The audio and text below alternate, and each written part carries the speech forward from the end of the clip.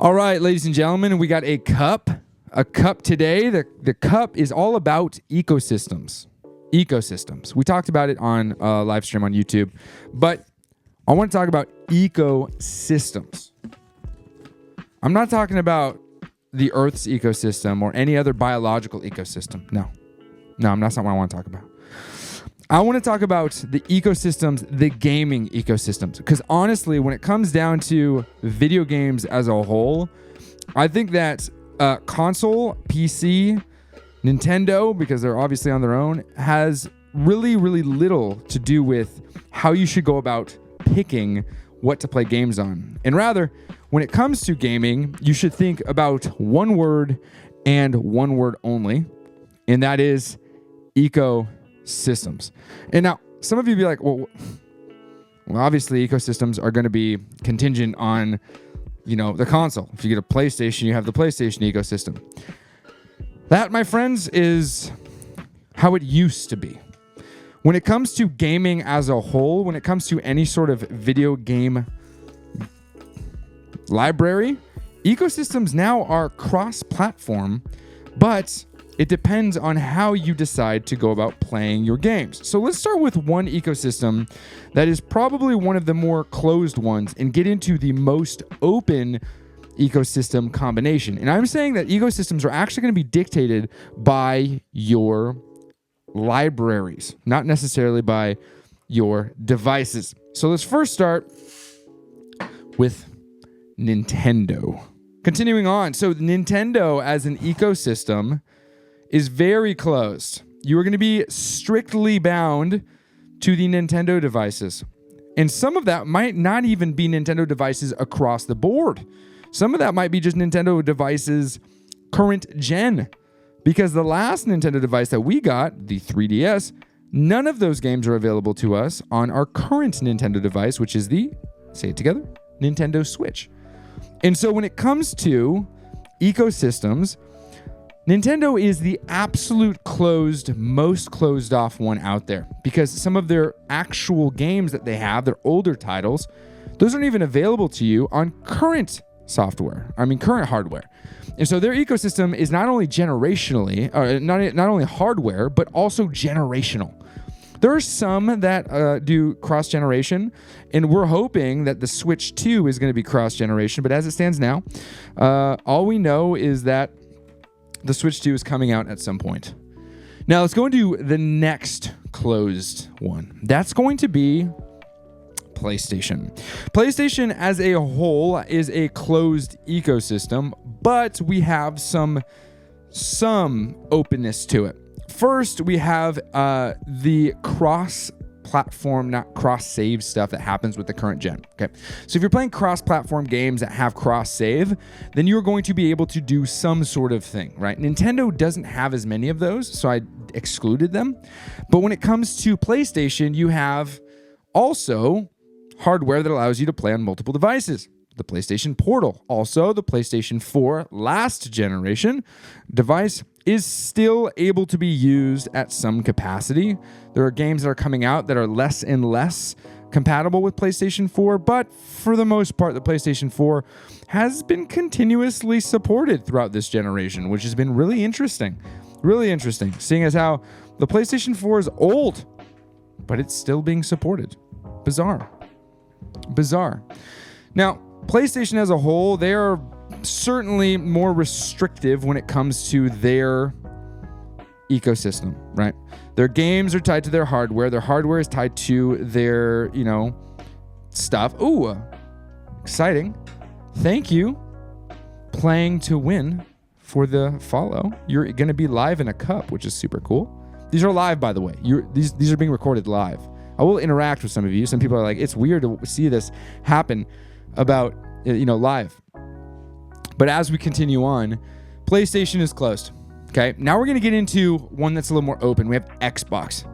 Xbox as an ecosystem is more open, right? They do have their games tied to their system. So if you purchase a game with Microsoft's store, you're going to be able to play that game on your Xbox, But if you're someone who also has a PC, you, as long as that game has PC support, will be able to continue to play that game on PC, which is cool. They also have really good online service that allows you to play their fun titles, however you want to look at it. Their titles on Game Pass or Game Pass Ultimate, right? That's kind of cool. Now, as we continue through, the Xbox Xbox or Microsoft rather, also is available on other devices that aren't made by Microsoft. This is huge. This is where we start to see flexibility in the ecosystem. We start to see that if you have games you purchase in the Microsoft Store, you can launch those on things like an Asus ROG Ally X natively, or if you do a little bit of hack and slashing, and by hack and slashing I mean just hacking around, you can also launch those on your Steam Deck, as long as you do some special things. It's possible. It's possible. Any Windows-based portable device will be able to play the games that are available on Windows. Not all games are available on Windows, but some. That's cool. That is good. And for people looking to build libraries, that's a really, really viable option, right? Super viable. Odd that I omit Xbox completely from my setup, but I'll get into why I choose to go the way I do anyway. And then we're gonna get final. The final is the Steam Deck, which Steam as a whole, I should have put third, because Steam as a whole has not the most versatility. And you know, that'd be, to some people, they'd be like, wait a second, no, Steam is available everywhere on anything. That isn't true. There is the console gamers, right? Or are the console gamers. I am one of them. I am someone who has chosen to play a majority of my games on console, okay? And with that, that means that I'm playing games restricted to the consoles themselves. Steam isn't available on consoles, at least not yet. So Steam is only available on their devices or on Windows that also you can launch Steam. That does add an element of versatility, but only when it comes to your library. The ecosystem itself is actually rather closed. Your Steam library is available on your Steam Deck. It's available on your Windows machine. It's available on portable Windows machines. It's available on all those things. But unless you purchase through that specific game launcher, if you want to go through the Epic Games Store, that game launcher, actually, you would have to purchase games independently on there. Or if you want to go through Microsoft, you would have to go through there. So Steam ends up being a little bit more closed. Where Steam edges the win, oh gosh, that's so good, is with their devices that it's available on. It's available on any machine that runs Windows, and that is as simple as that. And it also is available on machines that you can run SteamOS. We're getting a PC version of that eventually, or maybe it's already out. But Steam as an ecosystem is versatile. I have games I've purchased on the Steam Deck. I can play it on my Zephyrus G14. I can play it on other things. I can play it on, big, huge rig. And as Justin Gray said, technically Steam works on Mac, but most games don't support Mac yet. And that's a very good point. You can also play on Mac, which the reason why I point out is I run a completely Mac setup. Moot point, says JC995, but worth noting that PC also have some pretty awesome exclusives. And this is very true. You can play games that are exclusive to PC. When it comes to building out a gaming library, it really comes down to ecosystem. And so now let's use my ecosystem as an example. And I'm going to start with Apple. I am an Apple user. I don't like Apple. I think Apple's silly, but I can't deny that I do use their products. I have 4 products that I use every day, and I just added a 5th one. Okay. Product number 1, I use an iPhone. Okay. Product number 2 is I use a MacBook Pro. Product number 3 is I have an Apple TV. Product number 4 is I have an iPad. And product number 5, just added an Apple Watch. The reason why I use these devices isn't because I think that Apple's the best. I actually think that they're not the best. I think that they're actually the unbest. The reason why I use these devices is because they get out of my way. And that for me is what an ecosystem is supposed to be. It's supposed to grant access to the information or service that I am going to need to have access to with the least amount of friction based on the lifestyle of the end user. This is the definitive, absolute definitive, most important thing when it comes to making a decision on where and how to game is ecosystem. Why ecosystem? Because the ecosystem itself should get out of your way and grant you access with the least amount of resistance and give you an experience in the fastest manner possible. And so the reason why I bring up Apple is because Apple's iPhone, yes, I rock a naked iPhone with 2 children under 5 years old. I have dropped it. I don't really try to be super careful. I just am careful. Fun fact, statistically, if you actually have no case on your phone, you're less likely to break it because you're more careful inherently. You may have it fly out of your lap or whatever, but there's no false sense of protection on this thing. So you're going to be a little bit more aware of its whereabouts than if you don't have a case. Now, I can't speak into children picking up your phone and throwing it across the room or spitting all over it. I can't. You're just going to have to be more responsible with that kind of thing. But lower statistical probability that you're going to break the device when there's no case. Plus, I'm a sucker for design. So anyway, I don't run cases on anything really. And the only reason why there's a case on my Steam Deck is because I think the Steam Deck is really ugly. And so I wanted to make it look different. Okay. So continuing on, Apple. I think the iPhone is subpar. I genuinely believe that an Android device is a better device than this, but I can shoot a video on this and have it on my computer within seconds wirelessly by using AirDrop. I am able to communicate with family members across the United States, also across the world, through applications that are only available here. Not only that, but I can do things on my computer by communication, right, with FaceTime, messages, and immediately switch over to my phone or my iPad and any device that I have, or my watch rather, and continue those conversations. The device is not important.